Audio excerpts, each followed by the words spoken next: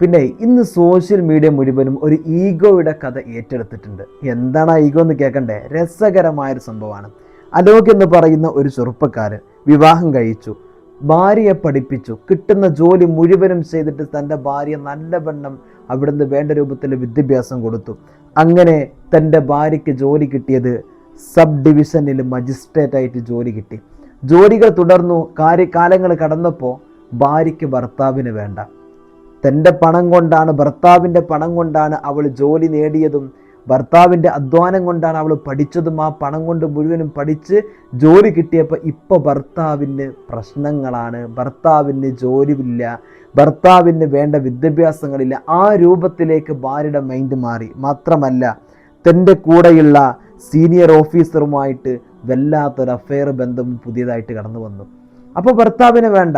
കോടതിയെ സമീപിക്കുകയാണ്. എനിക്കെൻ്റെ ഭർത്താവുമായിട്ടുള്ള വിവാഹമോചനം വേണമെന്ന് പറഞ്ഞിട്ട് കോടതിയെ സമീപിക്കുകയാണ്. അങ്ങനെ പൊട്ടിക്കരഞ്ഞുകൊണ്ട് ഭാര്യയുടെ മുമ്പിൽ പൊട്ടിക്കരഞ്ഞിട്ട് ആ പ്രിയപ്പെട്ട ഭർത്താവ് മാപ്പ് ചോദിക്കുന്നുണ്ട്. എന്നെ ഇട്ടേച്ചു പോകല്ലേ എന്ന് കരഞ്ഞുകൊണ്ട് മാധ്യമങ്ങൾക്ക് മുമ്പിൽ പറഞ്ഞിരുന്നൊരു സമയം ആ പാവപ്പെട്ട അലോക് എന്ന് പറയുന്ന ചെറുപ്പക്കാരനുണ്ടായിരുന്നു. പക്ഷേ വിധി മറ്റൊന്നാണ്, ഈഗോ മറ്റൊന്നാണ്, വാശി മറ്റൊന്നാണ്. ഈ ചെറുപ്പക്കാരൻ്റെ ജീവിതത്തിൽ ഒരു വാശി വന്നു, എനിക്കെൻ്റെ ഭാര്യയെക്കാളും മുമ്പന്തിയിലെത്തണം. ഈ ഈഗോ തീർത്തത് വിദ്യാഭ്യാസം കൊണ്ടാണ്. 3 വർഷങ്ങൾക്ക് ശേഷം ആ ചെറുപ്പക്കാർ UPSC എക്സാം അവിടെ നിന്ന് എഴുതാൻ പോവാണ്.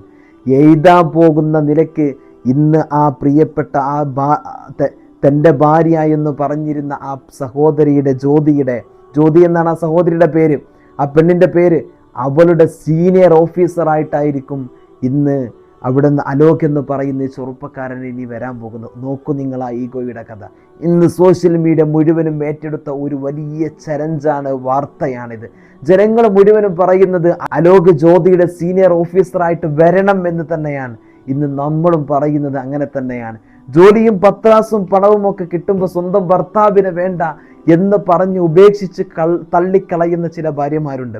നമുക്കറിയാം, ഭാര്യമാർ ജോലിക്ക് പോകുമ്പോൾ അവർ പറയുന്നൊരു വാക്കുണ്ട്, ഞാൻ ജോലിക്ക് പോകുമ്പോൾ എനിക്കതിൽ നിന്ന് കിട്ടുന്ന പണം കൊണ്ട് എനിക്കിനി മറ്റു പണം ഉണ്ടല്ലോ, അതുകൊണ്ട് എനിക്ക് മറ്റൊരാളോട് ചോദിക്കണ്ട, എൻ്റെ ഭർത്താവിനോട് ചോദിക്കേണ്ട, ആരുടെ മുമ്പിൽ എനിക്ക് കൈ നീട്ടണ്ടല്ലോ എന്ന്.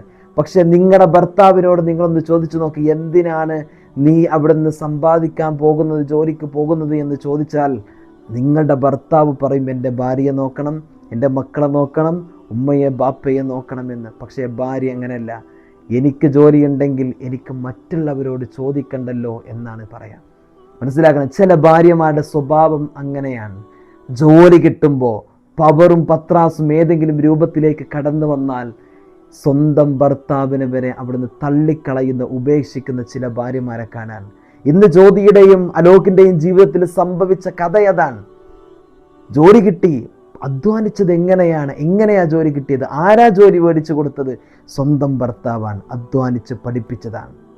പഠിക്കണമെന്ന് താല്പര്യമുണ്ടായപ്പോൾ തൻ്റെ ഭാര്യ അവിടുന്ന് പഠിപ്പിച്ചു, നല്ല ജോലി കിട്ടി.